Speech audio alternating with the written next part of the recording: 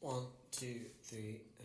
Hello and welcome everyone to Okie Investigations.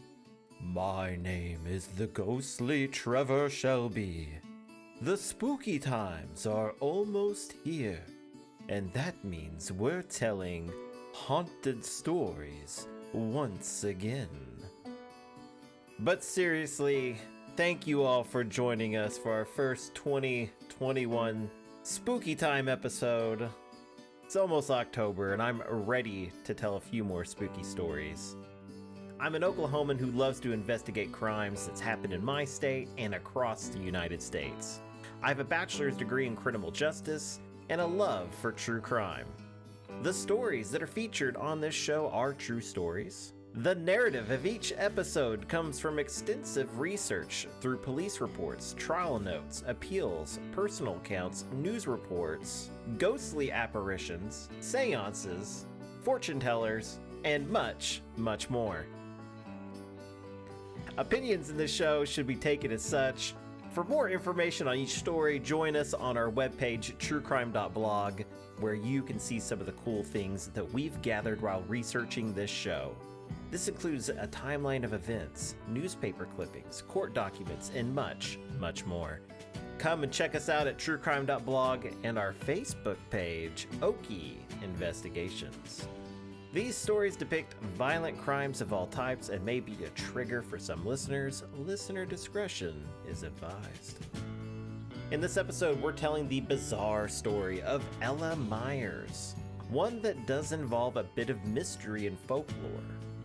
I would like to personally thank the Pawnee Bill Ranch and Museum for filling in the many blanks in this story. After I found the original news articles on this story, which can be found at truecrime.blog, they were void of a lot of information, and the Pawnee Bill Ranch and Museum were able to fill in those blanks for me. They did a live reading on Facebook, and it was done really well. And if you get the chance, check them out over at pawneebillranch.org and their Facebook page at facebook.com/Pawnee Bill Ranch. That's all one word. They have many events coming up, including a Ghost Stories candlelight tour in October. They also recreate the original Pawnee Bill's Wild West show every year, which would be great to see. My wife and I are planning on visiting the museum very soon. I'm very excited about this. I'm not even joking. Now, if you've heard this story before, I will warn you that you have not heard it this way. This is the story of Ella Myers and the Guthrie Ghost with blood red hands. This story takes place in Guthrie, Oklahoma. Ella Myers was 18 years old and described as a handsome blonde, tall and stately. If you don't know what stately means, she was dignified in manner and appearance. Yeah, I looked that up in the dictionary. Ella was a sweet child, but as she grew into a woman, she quickly turned to a life of adventure. A few years before the story takes place, Ella was caught and convicted of consorting with outlaws. Since this crime happened on Native American land, this was considered a federal crime. For months, Ella was kept in a U.S. Marshals jail way station designed to house outlaws on their way to a prison elsewhere. Ella refused to tell the marshals anything about the outlaws that she kept as friends, and after some time, they gave up trying to get that information out of her, and they let Ella go. Through her travels, Ella found her way to Guthrie. In 1896, Ella had become known as a cypren. Simply put, she was a prostitute. But if you research the slang of the time of this story, you will also learn that a cypren was a high-class prostitute. Not just any regular prostitute here. We're talking a high-class prostitute. Now, this fits together well with the description of her being a stately woman. On April 5th, 1896, 18-year-old Ella Myers was found dead by James Whitman, who had slept in the bed right beside her. The night before, they reportedly smoked cocaine together, and James also had a vial of morphine, and he injected Ella with the drug 3 times, once in the arm, the thigh, and on her side. Officers were notified, and the coroner, Dr. Barker, was brought in. He pronounced Ella dead there at the scene, and Dr. Cotterell also examined Ella and thought the same. According to what Dr. Barker told reporters, when he examined Ella, she was severely decomposed. This part of the story really makes no sense. If this all happened on the same day and Ella's death just transpired hours before, the most they should be seeing are rigor mortis and perhaps livor mortis, not actual decomposition. Dr. Barker released Ella's body to the undertaker right after that first examination. The undertaker was told that the county would be paying for the burial and to bury Ella in a pauper's grave. In other words, a cheap pine box. Not something that a dignified woman like Ella would be expected to be buried in. The undertaker took Ella right away to the outskirts of the cemetery. He was followed by a procession of girls who all knew Ella well. She was buried that same evening. Then news broke about Ella's death and how quickly she was buried. Others began to question what happened. James Whitman, the man with Ella on the night that she died, disappeared and was not seen since the burial. There was no investigation to what caused Ella's death besides the minute examination done on the scene. Physicians in the area began to question if Ella was dead or alive when she was buried. Many asked that Ella's grave be exhumed to know the truth, but Dr. Barker said there was no need when he was pressed on this issue. She was dead, and he didn't intend for her to be buried so quickly, but either way, it didn't change the fact that she was no longer living. Exhuming the body at this point would only needlessly cost the county money. This was probably not the best way to dispel rumors, because all this really managed to do was cause a lot more to come out. The townspeople didn't believe Ella was dead on April 5th, and if no one would help her, it was probably because they wanted her dead. Then on April 19th, the Guthrie Daily Leader ran this story. Last night at 12 o'clock, the doors of the house in which the girl is supposed to have died suddenly flew open. A figure, clad in white, was seen at the windows. It is alleged that groans also issued from the hetero-licked house, and that 3 times a plaintive wail went up.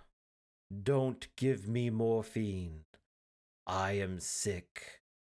For over a week, supernatural manifestations in the house have aroused the neighborhood, and the shacks in the vicinity of the haunted dwelling have been vacated. On Friday night, George Hardy, thinking about the story of the ghost, a Supreme Josh, called at the house. He found the front door locked. Going to the back door, it was found locked and bolted.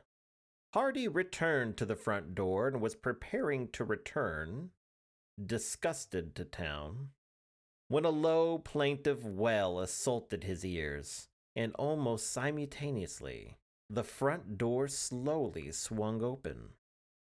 Although badly rattled, Hardy entered the house.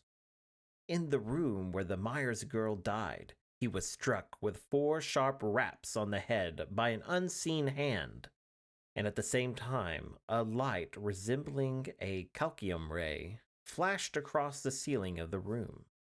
and within the ray appeared a blood-red hand, clutching a bottle or vial. This article describes what these people went through when they thought something terrible had happened to Ella. Many of her neighbors moved away or they left temporarily. Others heard the moans and screams of what they believed to be Ella's ghost. You see, they believed that not only was she alive when she was laid to rest, but she had woke up in her grave and died, trying to crawl out. If she were upside down in her grave, her ghost could never rest. It was noted in the same article that Kickapoo Charlie had also visited the house and was badly frightened, and that he fainted after seeing the ghost. Ex-police Judge McCord believed that even if Ella were dead when she were buried, they chucked her into the coffin upside down. Others spoke out on the belief that they would find credible evidence that Ella was alive and awake in her grave if she were exhumed. On another night, 6 men entered Ella's home, and when the apparition appeared, they were too frightened to act. They couldn't do anything. A day later, another group, this time containing policemen of the bravest sorts, went into the home. When they saw the apparition, they tried to grab it, but could not hold on to anything. They all saw a woman with blood-red hands. All of these ghostly sightings in Guthrie became a national news joke. They attributed Ella's death to suicide and that the people of Guthrie were drinking just a little too much. But this was not a joke for the locals. They believed that they all had a real problem on their hands. And that problem was named Ella Myers. On April 20th, 1896, Ella's brother H.M. Myers arrived in Guthrie from Colorado. He received the state capitol paper, and when he read the unfortunate fate of Ella Myers, he wondered if it were his sister. He had not seen her in the last 4 years and had no clue about her adventurous life. The last time he had seen her, she was a sweet young girl. On April 22nd, 1896, Ella's grave was dug up and they removed the casket from the earth. When it was opened, Ella was in the proper position, and there were no signs that she was alive in the coffin.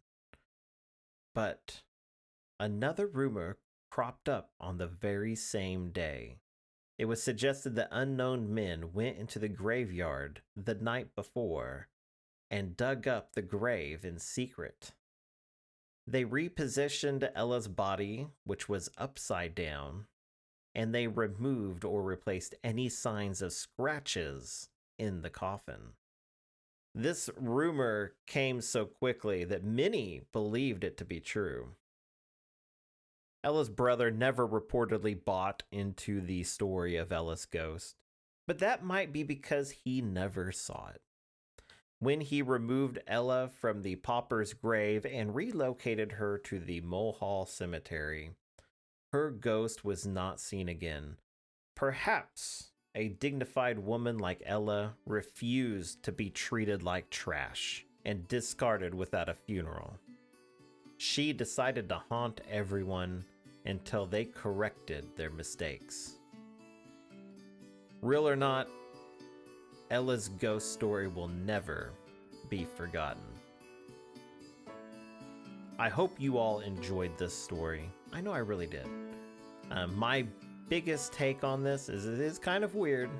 I do kind of have suspicion that other people in this town wanted Ella dead for one reason or not. I don't know.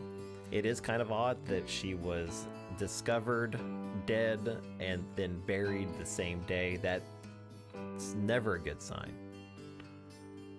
If you enjoyed this story, make sure you subscribe. That helps us out so much. I have a few more of these stories that I'm going to present to you guys.